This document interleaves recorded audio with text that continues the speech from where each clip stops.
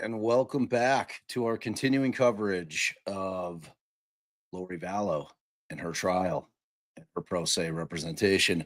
And we are now in the afternoon session. We've had a little break. We've got a little bit of bloop time. I think we're probably about, looks to be about 20 minutes behind time. So that'll give us a little bit of a cushion to bloop if need be. We still have Detective Ariel, I think that's his first name, is still on the stand on direct examination. And we are hopefully about to start getting into some real evidence in terms of building the case for conspiracy. So let me get this thing started and see what we got. Let me know if you guys can hear it okay. I think the sound's pretty good on this trial.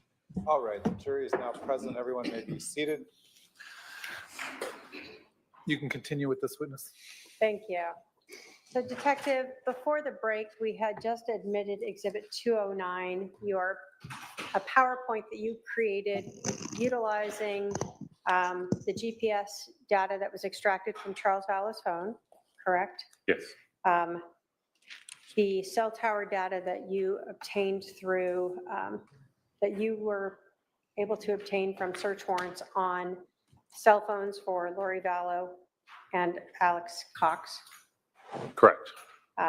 As well as incorporating some of the video that you had obtained from Burger King and the Walgreens. That's right. All right. We had attempted to see if you could control this from your location, but you were not able to, right? Correct. So I'm going to have you sort of tell me as we go through when to proceed to the next step, okay? Very good. So on this first page, is this just describing for us the cell phones and the data, where you obtained the data from? Correct. Okay. Can you talk to us about what we're seeing here? What is this for? Yes, so I tried to have a slide for each set of records incorporated into the presentation. These are records I was provided. It's not necessarily the case that every one of these things is depicted at some point in the presentation, but these are all the record that was provided, about this number ending in 5452. Throughout the presentation, I'll refer to most of the numbers by their last four digits. It's just easier than listing the whole thing out, and they all have unique last four. So the listed subscribers is listed there, and then also the contact name that was listed in the subscriber records, and then you can see what each of the files was, primarily CSV or XLSX files. These are spreadsheets like you would open in Excel. Okay. Next. Yep. Are they not going to show us the slides? Come on. Okay, there we are. This is the same title for a different phone number ending 9562. You'll notice this one is T-Mobile, and the way T-Mobile provided their records is a lot fewer spreadsheets. It just happens to be the case that Verizon tends to provide an awful lot of files. It's just the way they maintain their records, and we don't control that. So some of them have records that one spreadsheet may include everything from calls to cell tower locations, and others they separate them all out. Correct. Different businesses choose to keep their records different ways. We don't dictate it. We take what we're given and then we analyze that. So this 9562 number is for Lori Vallow. That's what the subscriber information listed, yes. And here we have the records related to a Verizon number ending 9120, listed subscriber, Mr. Alex Cox. This is again Verizon, so as you can see, we have that multiple number of spreadsheets in the manner that they tend to provide them. And those are sort of the things that were on those thumb drives when we were talking about Correct. each exhibit. Correct. And then this is going to represent the data extracted from Mr. Vallow's phone after the fact. This report that I incorporates only the locations logged by the device. There's other data on the phone that I don't address here. Okay. And then you referred to the evidence item of the CH131035-001. Yes. And that's impound number for that cell phone. Yes, that's the Chandler PDSI number for that particular device from which the data was extracted. I mentioned some of this earlier, but again, I have it on the screen here representing that these are location data expressed as latitude, longitude pairs, as you would see in many other circumstances. Any given device may log them more frequently or less frequently, but we can examine the phone and see if they are present. And then for the data point marker, if you would click advance once, when it's represented on the screen, it's going to be represented as a dot with no particular radius, because the way that the device stored the location, it provides a latitude and a longitude, but it doesn't make any assertion as to what the error rate on that is. It just says, here's the latitude and longitude that the device recorded on this date at this time. As we go through and we're looking at location data inferred from cell site connections, you will see pins on the map, and they're color coded because one of the easier ways for people to tell which thing we're looking at is what color it is. So you saw in the last slide, I had assigned the GPS location data the color of red. It's just as an arbitrary assignment. And then we have blue for one of the phone numbers attributed to Lori Vallow. We have purple for one of the other phone numbers attributed to Lori Vallow. We have green for the number attributed to Alex Cox. When you see these, those will be what they're associated with. And also, because that can be hard to remember, each slide that represents those records will have tabs up at the top to remind people of what they represent. We can advance, I think. This shape that you will see when we're dealing with cell site connections, this is a visual representation of what the estimated coverage area of a particular cell site would look like if you were above it looking down. So there's the way that the records are stored and the way that they're returned to us by the cell phone providers. They will indicate a date and a time a connection was made. They'll give sufficient information to identify the tower to which it connected and also the face of the tower. So cell phone towers have multiple faces that a device could connect to, and that's going to indicate a direction generally. And then one can estimate what the coverage area of that face of the tower might be, and that's represented on the map as an estimate of the device's likely location area. So when we're talking about the cell phone itself giving you the GPS location, is that more specific than this cell tower data that you're receiving from the providers like Verizon and T-Mobile? Yeah, so there's there's a distinction between precision and accuracy, right? So precision is how precisely the thing is defined. So what area? So when the GPS location data says this exact latitude and longitude to some number of decimal places was logged at this time, that's very precise. That doesn't mean it has to be very accurate, but it does mean it's quite precise. What you will see when these devices are connecting to cell towers is you're going to see relatively large areas where the device is inferred to have been. It likely was in that area.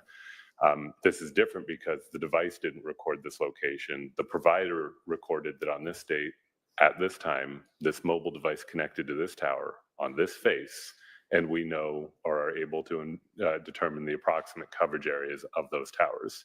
But it's not more precise than that. It's a much more general area.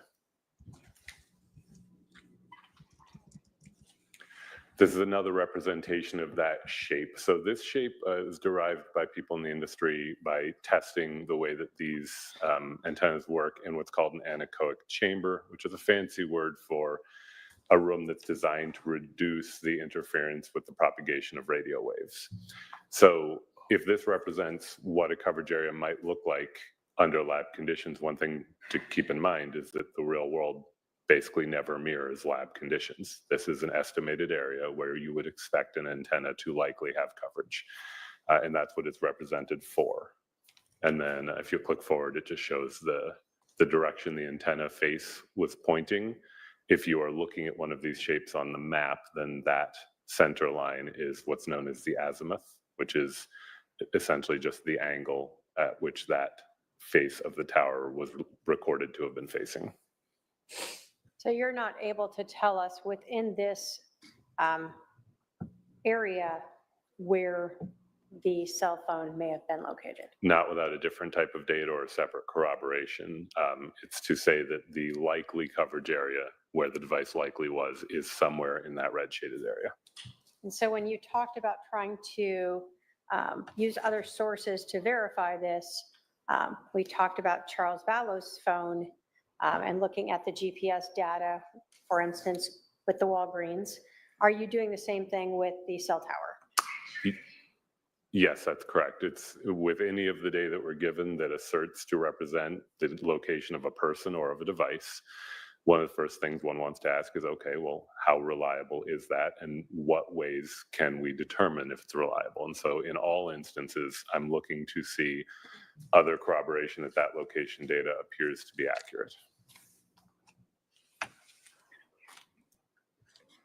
This is an example of what the mapping will look like that you'll see throughout this. So this is just a section taken from a slide that was generated, and I put it up front so you can see in advance what it's likely to look like at different points. So if you click forward, this is going to represent in Google Earth Pro, they have this timeline slider bar that allows one to interact with what time it is. So up top, that should be visible, and there'll also be notation, and it'll show approximately when the events depicted on the screen took place, and it'll be a range. It can be widened or narrowed as needed. And if you'll click forward. So as we just discussed, the estimated location for the device ending 9120 would be somewhere in that green shaded area. And if you'll click forward, the iPhone, which was recording its locations as pinpoints, those are all expanded out, but you see how the lines all draw to the same approximate place. That means that for a period of time, it was in a same location, and when one clicks on it, they all balloon out to show that they're all tied back to that same place. So you would expect the iPhone to be in the area where those all tie together. And if one zooms in, you get a more precise look at that. And then if you click forward, then the estimated location for 5452, somewhere in the lavender shaded area, you'll notice that they're sized differently. This size is an estimate based on cell phone tower density. It can vary by provider, and it can vary by the area because as a general rule, cell phones seek the strongest connection that they have available to them. So when the device connects to the tower, that tower's area may be greater if there is less density of cell towers around, and it may be smaller if there's more density. And then the last thing is a reminder of what those tabs up top are for. Those are just to help a viewer keep track of what they're seeing on the screen. All right. You told us that you mapped just July 11th of 2019, correct? Correct.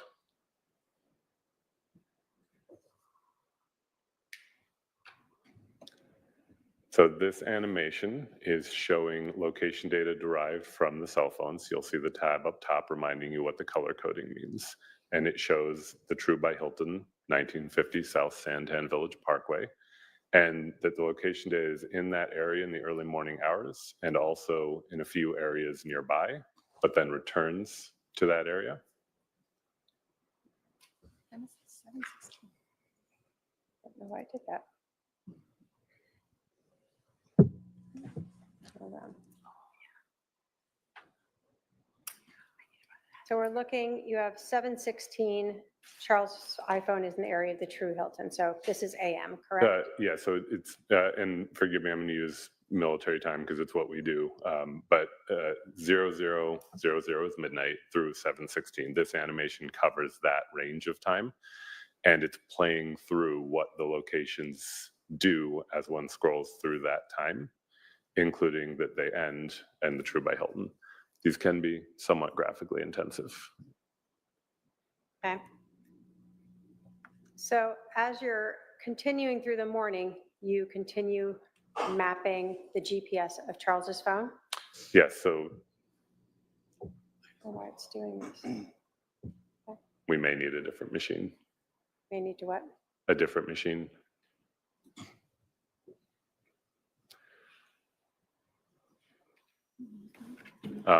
Okay, this time frame that you saw depicted partially is showing that from 716 to 731, all the individual recorded locations describe a path, and that path leads from the True Hilton along major roadways generally, and then comes at around 731 to the area 5531 South Four Peaks Place. And then it goes slightly past that to 737, which marks the last outgoing communication sent by the device before the shooting is known to have occurred. We'll keep trying this one, and if it messes up again, I'll switch to the other one. All right. So just so we know, when was the 911 call? The 911 call was at 8:36. So at 7:37, you see the last outgoing communication. That's a text message sent by the phone. Correct.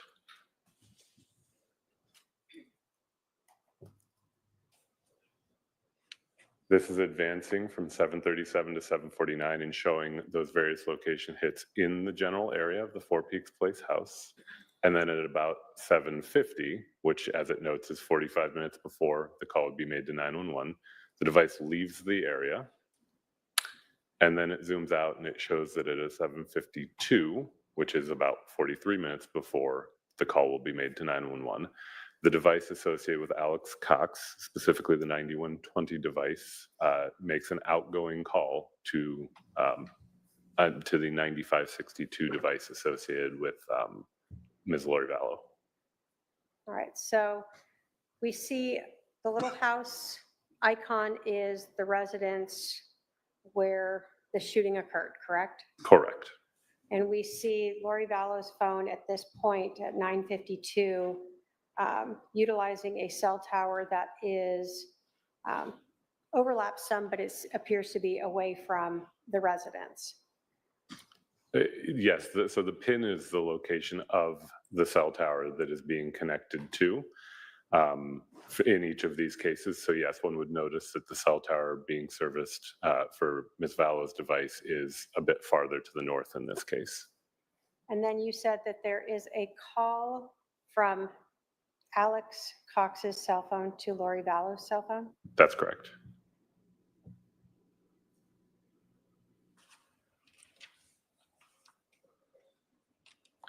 So we've added on the map the location of the Burger King at 2865 East Ocotillo Road, and you can see the red dots again representing the GPS locations from Charles Vallow's phone, arriving at around that time. So we're looking from 7:53 to 7:56, and the device is at or near where that Burger King is located. And so when you went to Burger King, let me ask this, the prior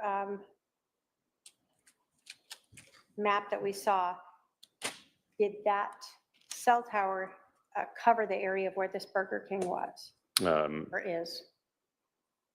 It may have. The thing is, all these locations are estimates, so it's in the area. It likely covered it, yes.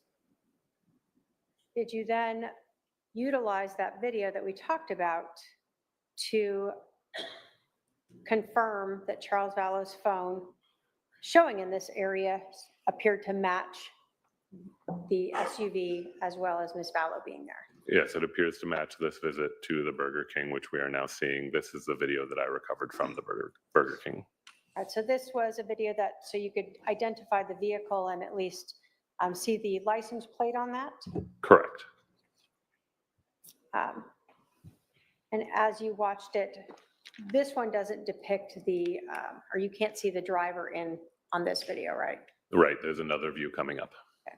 So this one just shows us hands going in and out. It does. It shows the view showing the vehicle. This is one of the views that they have of their drive-through. So if we forward to the next slide, Yes, we will see from the inside the service of. correct. So this is their drive-through window view. Again at 7:54.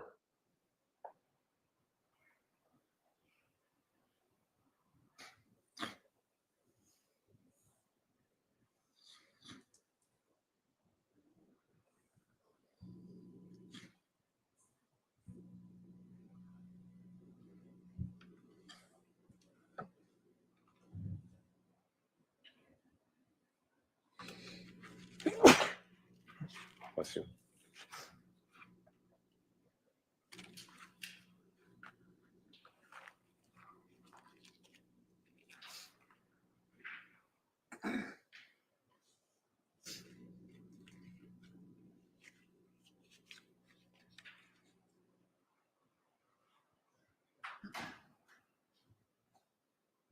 And so did this appear to match the receipt that you had received? This did appear to match the receipt, and this I was told as well, and that document was associated with this transaction. So the time matched up as well as what they appear to be purchasing in Correct. the video. Correct.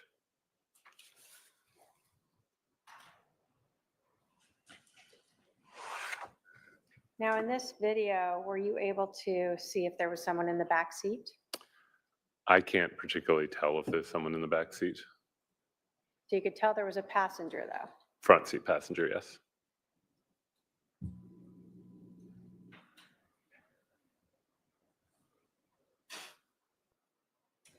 All right, so we see the vehicle pulling away. It's almost 7:56 according to their timestamp. We can now advance. This video as well is going to show at about 7:56 as the vehicle leaves from that view at the drive-through.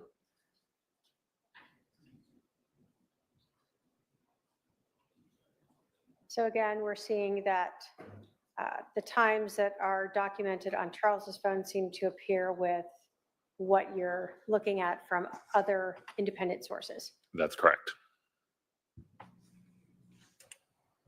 So here we have the location data from Mr. Vallow's iPhone is now moving north. You see those few hits that are rendered in red. That's from 7:56 to 8:06. So that's the time that the vehicle just left and going forward 10 minutes.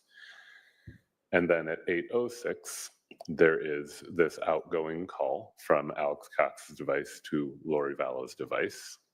And you can see the service area for Ms. Vallow's device has also moved north to an area that covers the same area where you see those red data points for Mr. Vallow's iPhone. So now it's clear that from the mapping that Charles Vallow's phone, the GPS data appears to be in the general area of where Lori Vallow's cell phone is utilizing a cell tower. That's correct. And Alex Cox's phone appears to be utilizing a cell tower in the area of the residence at 5531 South Four Peaks. That's correct. Then we have a phone call at 8:06. At this time, has 911 been called? Nope.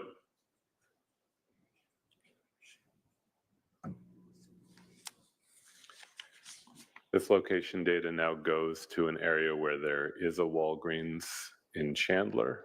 This is again location data for Mr. Vallow's phone, and then it goes north and west to a different Walgreens. This Walgreens at 785 at South Cooper Road is the one from which I eventually obtained video. And we see it's arriving around 8:16 in the morning. Did you go to that other Walgreens? I did not go to that other Walgreens. Did you call them? I did not. So you picked the right one. You called this Walgreens. Were you able to see that the phone was there for a while? Yes, And did that give you a clue that this was the Walgreens that might have some relevant information? more likely correct. So we see those red dots again identified as Charles Vallow's iPhone, the GPS data that was extracted from it. And we see that his phone is in that area around 8:08. Well, it moves to that area. So at 8:08, it was at the one on Lindsay. And then from 8:08 to 8:17, it moves up to the one on Cooper. And that's where we are now, is at around 8:17. And we can tell that from the up on the left-hand corner. The slider up top. Yep. Okay. So then you went to that Walgreens after you confirmed and you obtained video from them? That's right. And is this the video? This is the video. You can see the timestamp at 8:16 as she walks in.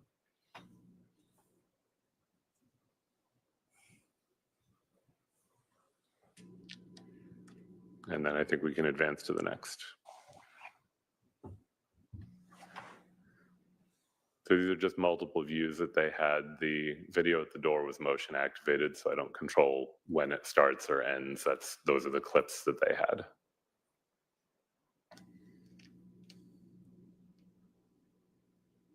So she's buying 2 pairs of flip-flops. As indicated in the receipt.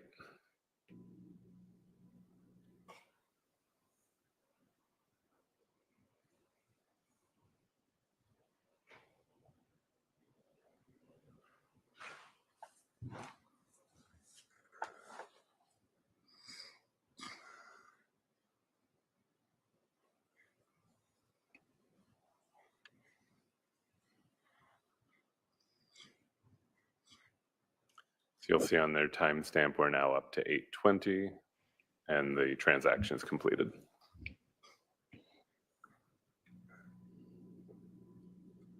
Yeah, I think we can go to the next slide. All right, so this shows now a time span from 8:17 to 8:33. You see that the next location hits move over to Lawrence Life Academy at 8:33 at 1305 South Gilbert Road.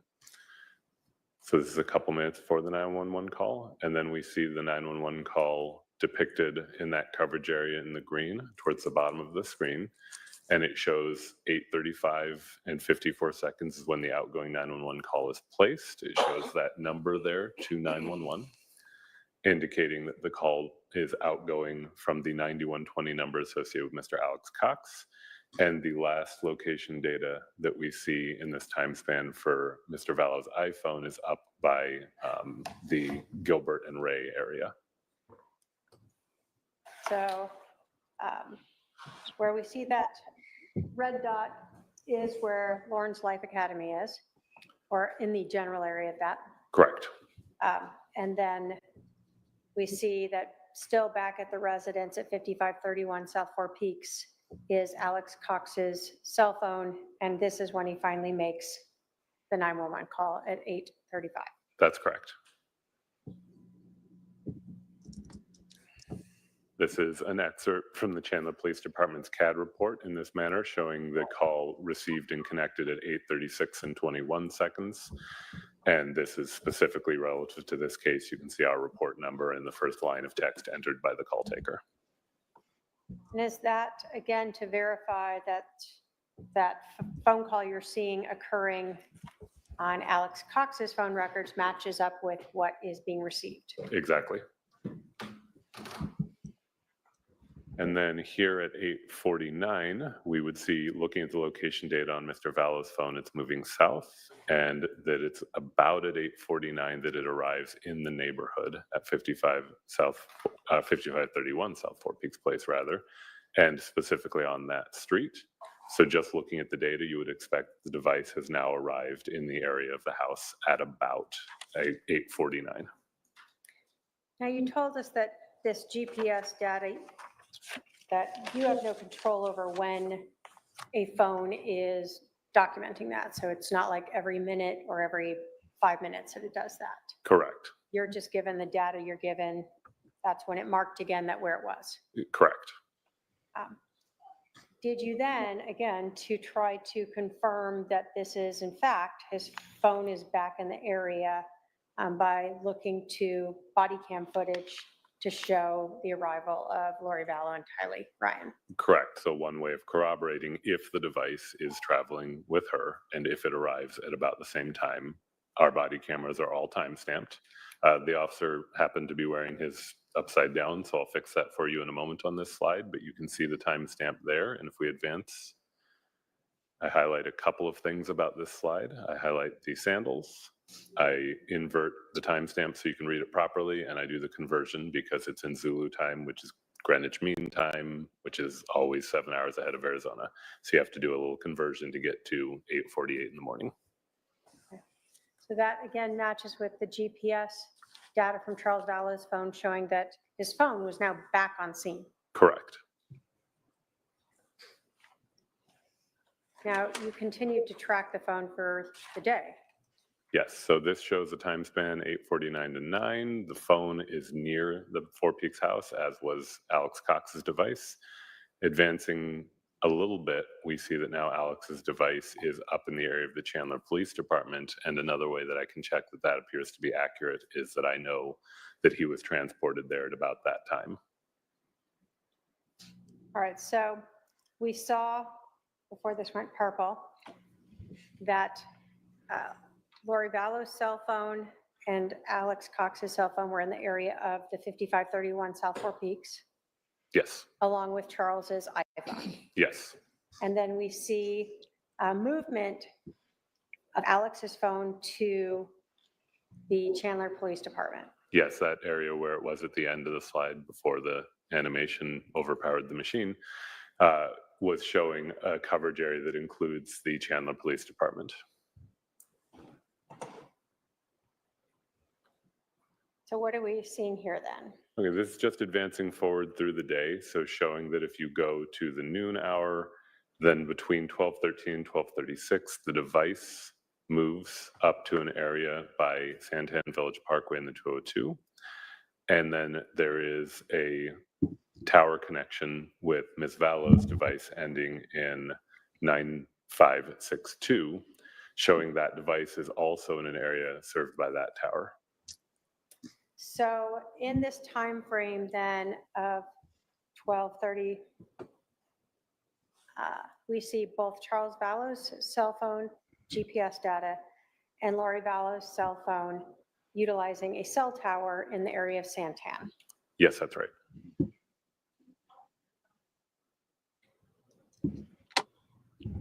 So this is again showing the trail of those location data points moving forward in time as Charles Vallow's device is moving roughly east. And you can see also connections made by Lori Vallow's phone and by Alex Cox's phone in similar areas at similar timeframes until we get to a point where the device arrives at this house at 1658 East Shari Street in Santan, which I understand to be Mr. Alex Cox's residence at the time. All right, so the address of 1658 East Shari or Shari Street in Santan was Mr. Cox's residence. And now at 1:40 or so, 1:30 to 1:40, we're talking about Charles Vallow's phone sending GPS data that it's in that area. Yes, that's correct.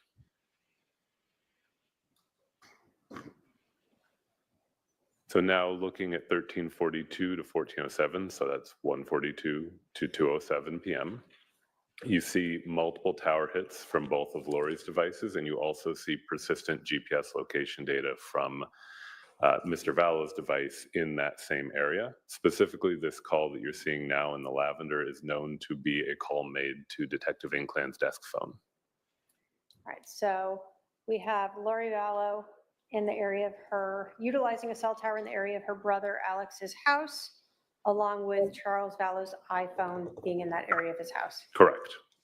And then we see a call to Detective Inclan's desk phone by Ms. Vallow. That's correct. And were you aware that Detective Inclan had called Lori to ask them to return to the scene? I was aware of that. Were you actually at the scene? At that time, I don't think so. Okay. You were there earlier. That's correct.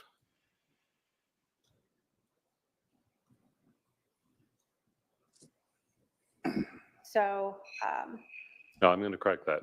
I was there at that time. okay.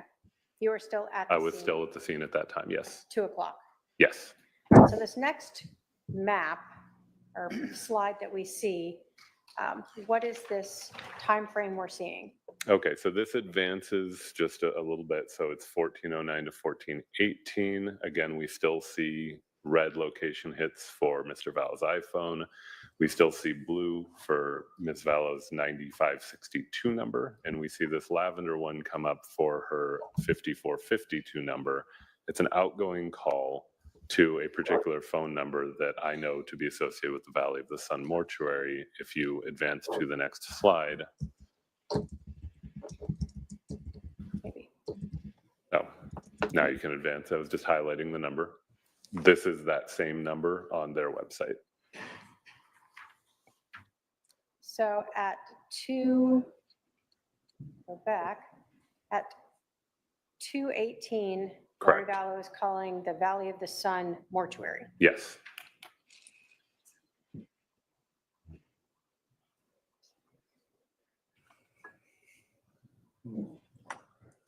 So here we advance this area. This is going up closer to 243. You'll see location data for the iPhone starts trending westward and is eventually going to arrive again in the area of 5531 South Four Peaks. That's at about 3:11 p.m. when it arrives in that area. Now,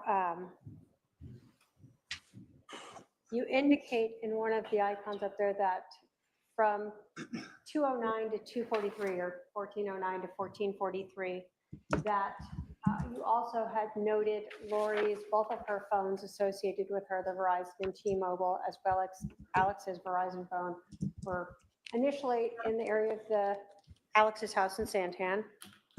And that sort of throughout that time period, you're saying. Correct. And then we see initially Charles's GPS coming back to the residence at 5531 South Four Peaks and arriving there around 2:43. Arriving there around 3:11. Yep, correct. So we know that because we have to again look at the slide up at the top. That's when it arrives there. Correct.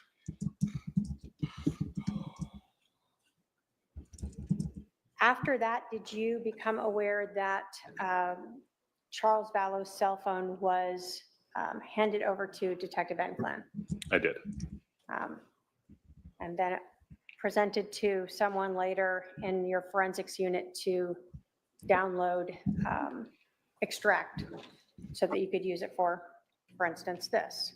Correct. It was assigned that item number I listed earlier in the report, and then it was submitted for extraction, and that's how I eventually obtained that location data that you've just seen. Did you look at any other days to do GPS data? I did not.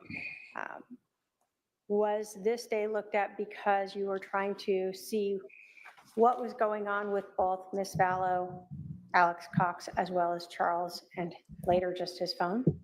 Yes, specifically, we initially had concerns about the timeline I was initially asked to look at, and I looked at it at that time, noting those issues, which led to recovery of video and things.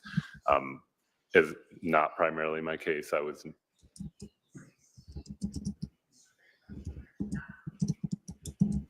Ladies and gentlemen, phone seats to stay off or you will be asked to leave the courtroom. Uh-oh. Laura just got my DM. Primarily my case. Beyond that, I would have done whatever else I was asked to do, but I wasn't asked to look at other days in this case. So ultimately, your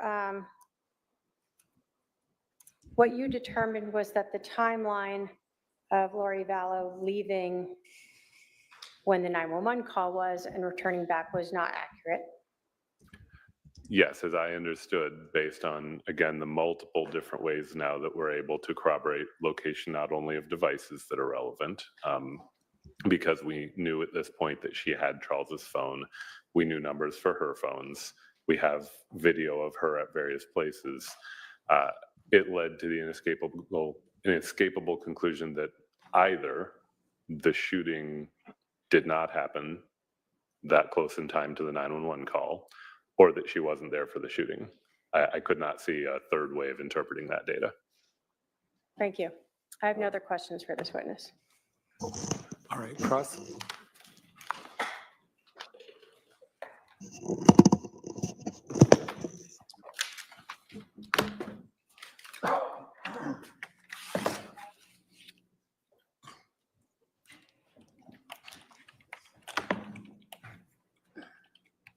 This should be inane.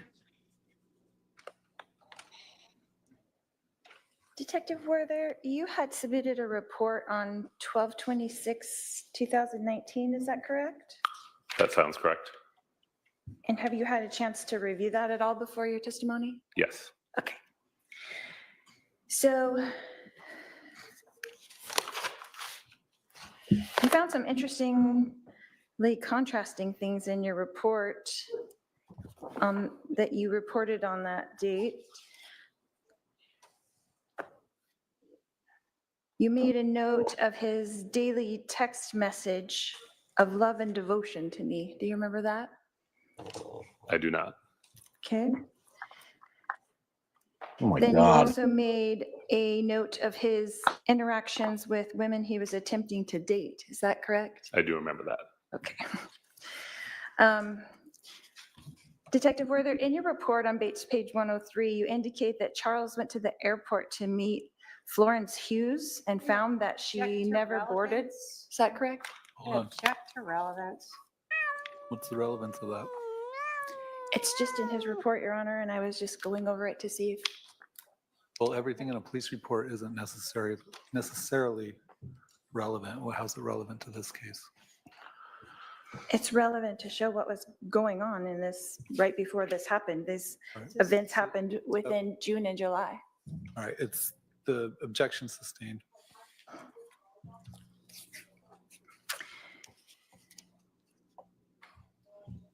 Did you learn who Florence Hughes was? And I'm going to object again to relevance. Sustained.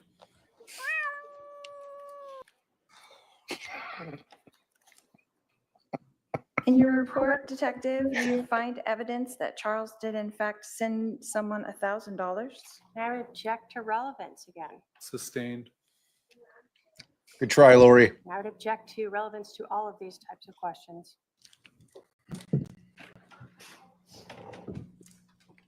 They're searching. What kind of sick desperation in your life? When you had,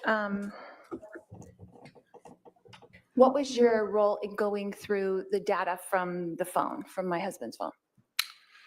So primarily I went through the location data because of the concerns we had about timeline. I know I went through other data associated with other accounts, but I don't believe I specifically went through the phone extraction outside of the location data. Okay. But in your report, you made a lot of notes to these things, but that wasn't what you were looking for? You just happened upon it? How did that happen? So there are things found, I think many of those may be related to a Google account. And yes, as certain things were being accomplished as a team, sometimes you'll task out and say, would you look through this to see what you find that may be relevant? And it isn't always clear up front in an investigation what's going to be relevant. So when I see communications between people without knowing the full story, particularly when I'm not the primary case agent, I may note things because I want to make sure the case agent knows of them so he or she can decide if that's a thing that needs to be pursued further. And if they think it is, then they can ask me or someone else, or they can do it themselves. But that would be why some of those things are documented. Okay.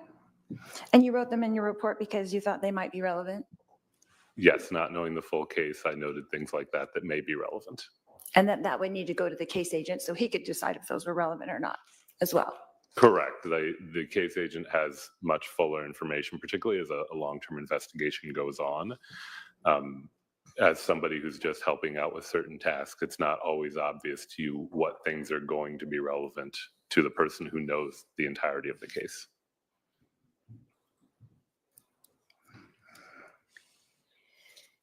So you mentioned in your report that on July 10th, there was a scheduled phone date with Nancy Jo Hancock, is that correct? I think I did indicate that in my Oh, report, yes. God. Okay. And then on the next day, there was another date scheduled with a Jennifer Gilbert at 12 o'clock. That sounds correct. Objection, And then the relevant. next day, there was another date Your Honor, I'm scheduled gonna- with a Juliet at 10 a.m. Offense and obviously Right. trying to smear the victim. All right, the objection sustained. Detective, did you find searches for these dates Can I for my object? husband back Hold to? on. Oh, hold my on. God. Sustained. This is a different What- question, no, Your Honor. Whether he went on dates or had dates scheduled is not relevant. to this Thank you. case. At all, Lori. Ask another question. You can ask about the date of the person that testified the night before, because that person was in here and had some relevant information. But other than that, any of these other questions are not relevant.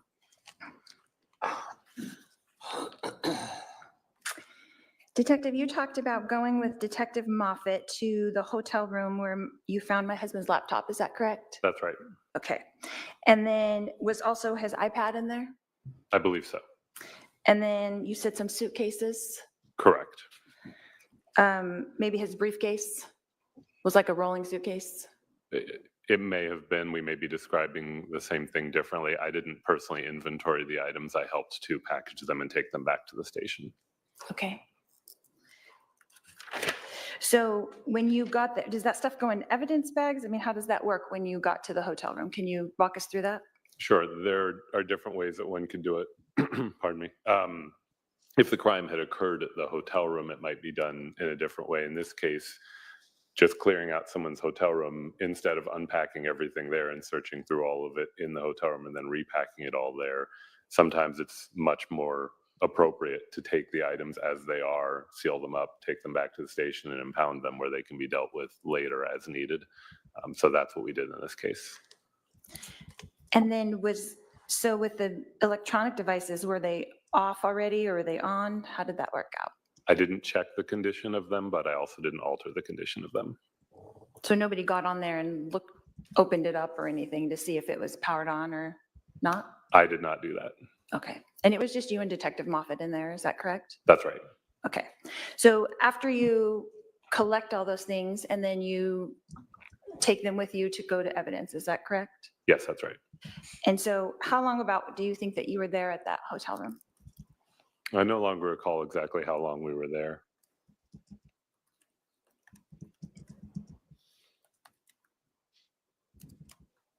And then is someone documenting that? Like as you're putting together things, someone's writing down what that is? What you're taking? Oh, writing down what the items are. Yes, we do document what the items are that we're taking, typically by at the station entering that into our report management system where they're assigned numbers like the one that you saw for the cell phone earlier. And then an evidence continuity begins when they're submitted to the property and evidence unit. And then was there anything left in there that wasn't taken? I mean, just kind of clear out all of his things, Anything left in the room? correct? I do not believe we left anything in the room. Okay. So then all of the things were taken into custody and that was the end of your association with them? That's right. Okay. But you were instrumental in delivering them, is that correct? Yes, I assisted in packaging and delivering them, yes. And that was just you and Detective Moffett? Yes, that's right.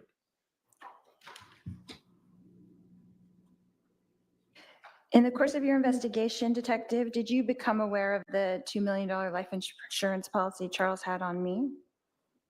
I'm not aware of that.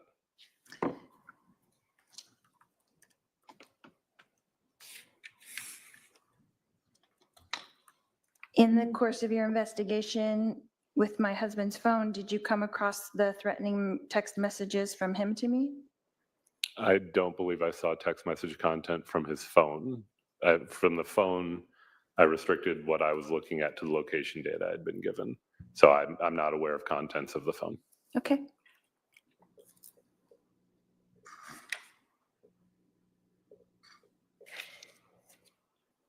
And then Detective, what was your role back at the house at Four Peaks Place? Approximately what time did you arrive and then leave the scene?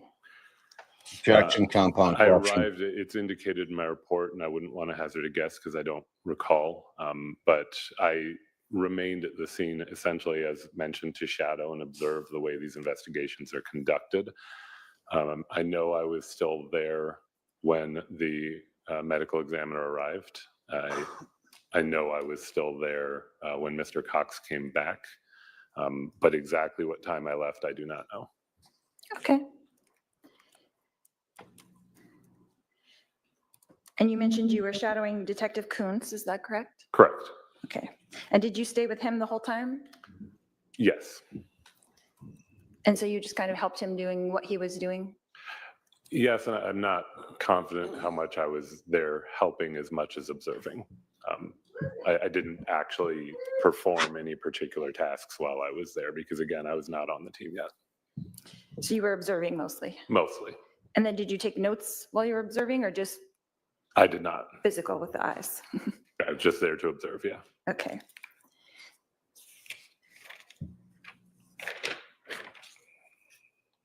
You have a kind of sick desperation in your laugh.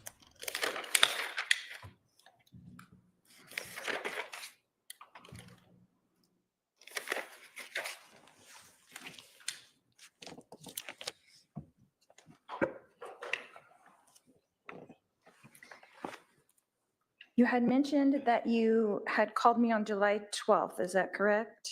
Yes, that's right. And that I had told you that I had when you asked me about information about JJ's school, I gave that to you, correct? Correct. And then I told you that I had the hotel key, is that correct? Correct. And you indicated that you'd send someone over to pick it up. Well, yes, Correct. I said I would check with the case agent, and that's probably what would happen. And then, so did you contact Detective Moffett and discuss that with him? I did. And then he sent you over to the house to get it? Well, we agreed to go together. Oh, to the house, I'm sorry. Oh, to come pick up the card key? Yes, I think we agreed that I would go do that, yes. Okay, what about time was that? Was that on the 12th? It was on the 12th. It's in my report. I think it was the 2 o'clock hour. Oh my God, none of this matters. None of this is relevant. If you're wondering what she's getting at, who knows? Because none of it's relevant. None of this has anything to do with anything. I don't know what she's trying to get out of him, but it's all irrelevant. I don't know why the state is not objecting. They're just letting her ask these inane questions. It's super annoying. Okay.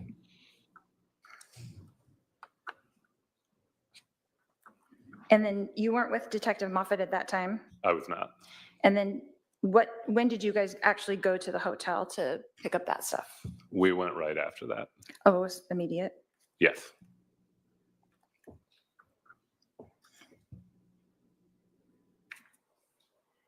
Boring, boring, boring.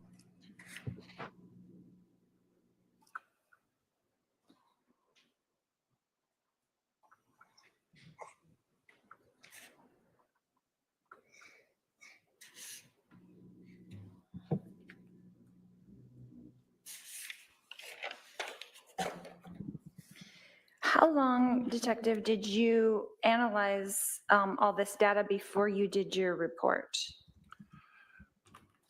Well, that could be a complicated question because initially I only looked at the location data I had been provided. And initially we were only dealing with the location data for Mr. Vallow's phone. And then I wasn't heavily involved in the investigation after that point. As I recall, I was actually out of town some, and so I wasn't heavily involved. And then if you advance to some years later when I had learned more how to interpret cell phone records, and those cell phone records still existed, I was asked to look at them and to incorporate them into an overall analysis. So that now we're talking about something that occurred several years later. And the exact amount of time I spent doing that, I don't know exactly how long that would have been. I still did restrict my analysis to just that one calendar day. In the first place, and then you got more data later? I know there is more data, but I have not gone through and done a thorough analysis of all of the data that has been assembled over the course of whatever time frame has been determined to be relevant in this case. I was asked to look at the day of the event. Okay. But you had other data in this report that was dated 12/26, is that correct? Yeah, that seems right. How long before that 12/26 report did you spend compiling data? That's kind of my question, like Well, weeks who or months cares? or just a few days? I'm not sure I fully understand that question. So if this is what you're asking, when you write, for example, a search warrant to an internet service provider, let's say for somebody's Google or for something similar to that, once you send that, you just have to wait. And at some point they give it back to you. And then once they give it back to you, you go through it and you see what's contained in that. You save it to the side as evidence, and then you create a copy so you can go through that. And that's what I did. The amount of time I spent doing that, that's not something that we log. Okay.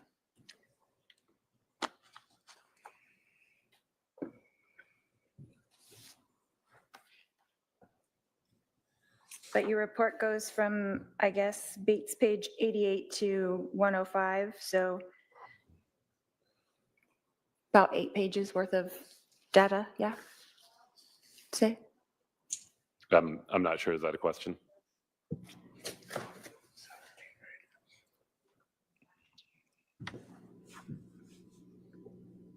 Or maybe it was even longer.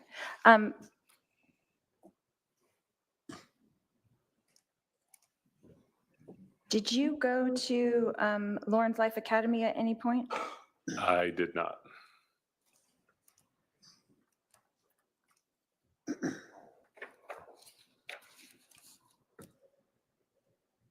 And were you able to identify JJ in the front seat of the car at the Burger King? I wouldn't say that I can definitely identify him.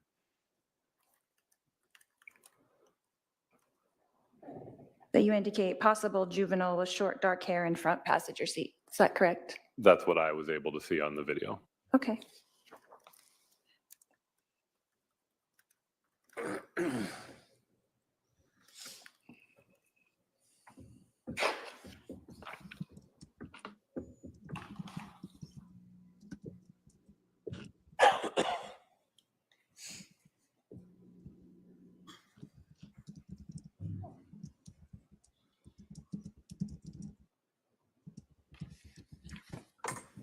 That's all we have, Your Honor.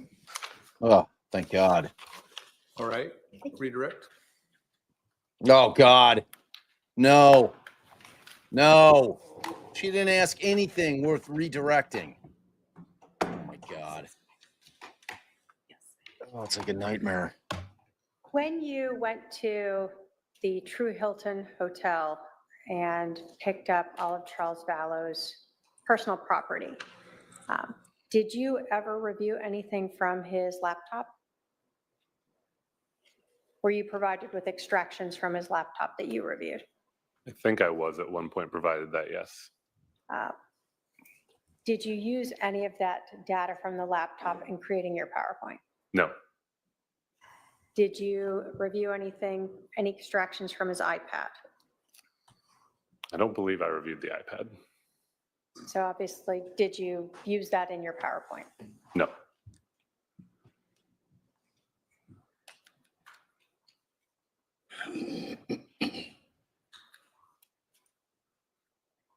In your understanding, why were you only asked to look at the day of July 11th of 2019? My understanding specifically was because we were looking at the very significant to us fact that the timelines that we had been told appeared to be inaccurate.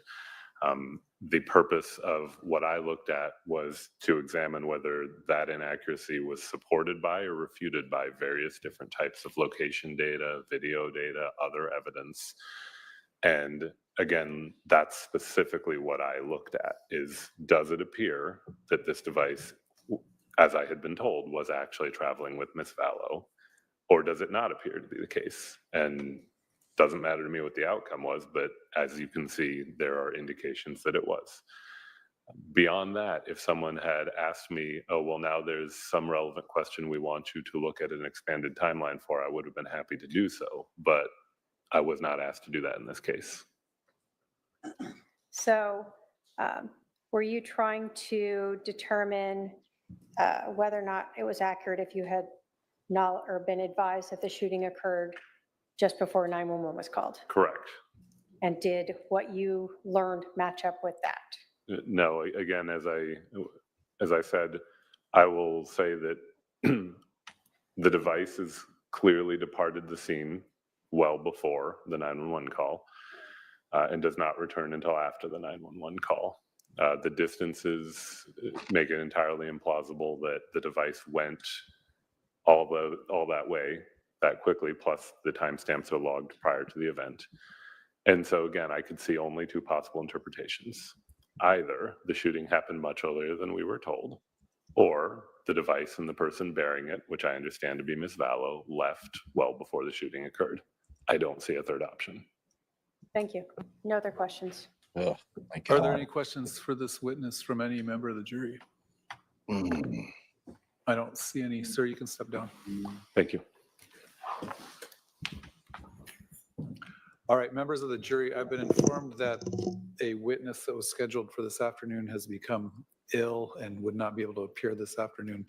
So we're going to break early for the day. Oh, The schedule for the rest of the week will be 10:30 to 4:30 for Wednesday and Thursday. So plan on 10:30 to 4:30 for both of those days.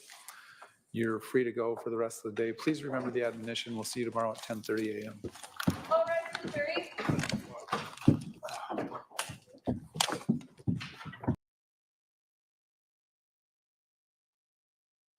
all right. So there we go. See, she was trying to kill time. It's exactly what the prosecutor, Allie, nailed it. Allie nailed it. Trying to drag that shit out. Boy, did she. And then we had Lori's inane questioning. So, all right. Still waiting. I think they're down to 4, maybe 5 witnesses. And I don't know, and I don't care what other channels are saying. They really, really, really need to get some evidence of the conspiracy on.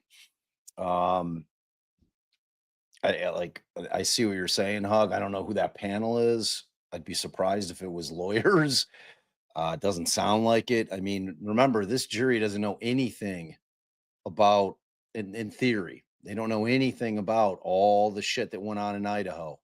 That does not exist in their minds. They don't have the backstory here. They don't know about the convictions.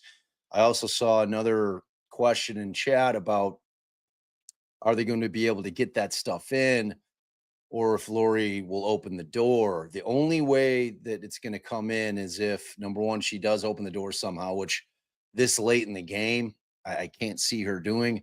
If Lori takes the stand, the state is going to be able to say that she has felony convictions. They are not going to be able to articulate exactly what the felony convictions are for. So it's somewhat helpful. I don't know if that's enough to keep Lori off the stand, because that could be anything. That could be anything. So, I mean, it'll be interesting to see whether or not she'll testify. Our chat with 528 votes was 70, just under 70. 69% think that she will testify. I don't know what she has to gain by it, to be honest with you. Like, I just don't know what she has to gain by it, especially if they do not pick up the pace here in terms of getting some actual evidence. Remember, the charge is conspiracy, and they have to show some type of an agreement between Alex and Lori in order to get the conviction on that. Okay. Like I said, and I don't know if Hug was in our stream a couple days ago. You know, Allie and I were both very much of the mindset in the Idaho trial that, like, I didn't necessarily think that the state was going to have to meet each and every element in that case of getting the conspiracy charge to get a conviction on that, because that jury knew the entire backstory. That jury knew what happened to Tylee and JJ and Tammy, you know, so like they knew it all. So she was never walking away from that case without a conviction, ever. Here, it's different depending on what the jury may or may not know. Because here, if they're just looking at it on its face without knowing any of the backstory, and, you know, you've got to be able to prove up each and every element of conspiracy. And I went through that yesterday. I read you guys what the statute is that will be included in the closing arguments. They'll get that statute. They'll see what the elements of it are. We will hear it from the prosecutor during the closing argument, and they will break it down and they will argue this is how we proved it. It's circumstantial. However, we proved it. You have to use your common sense. You have to look at everything that went down that morning and her reactions that we saw at all these various different times.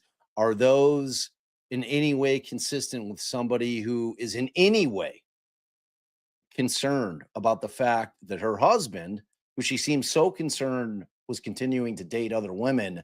Does any of that in any way strike a chord with you as somebody who actually cares about the fact that her husband has been shot?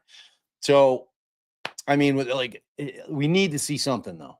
We need to see something in the next 4 witnesses. A lot of times what happens, the state will leave the most powerful stuff. Like, a lot of times the state will throw a powerful witness up front, and then they'll backload their case and put like the most powerful witnesses, the closest to the end of their case in chief, because number one, that's what's going to resonate most with the jury. It's the closest in time to the end of their case. And 2, they also want that to be close in time to when Lori's going to put whatever shit she's going to put on in her case. Now, in this particular situation, I don't think that the state is overly concerned with whatever Lori's going to try to do during her case in chief, but it's going to be important for the state to get some powerful witnesses in with some powerful circumstantial evidence. We're not going to get direct evidence. There is not going to be a text, I don't think, that is going to say, Alex, I need you to unalive Charles. Like, we're not going to see that.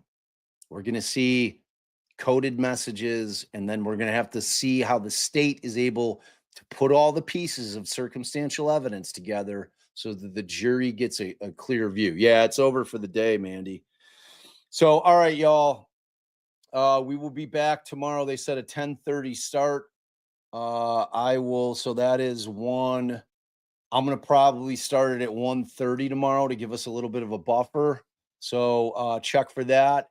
Let me just make sure that I've got to portal you guys to the YouTube live tonight, which is at 8:00 Central. We will be having Dawn Perlmutter on, who, if you don't know, she was hired by the defense in Richard Allen's case, and her purpose was going to be to discuss the symbolization, the runes that she thinks were at the crime scene, what the significance of those were.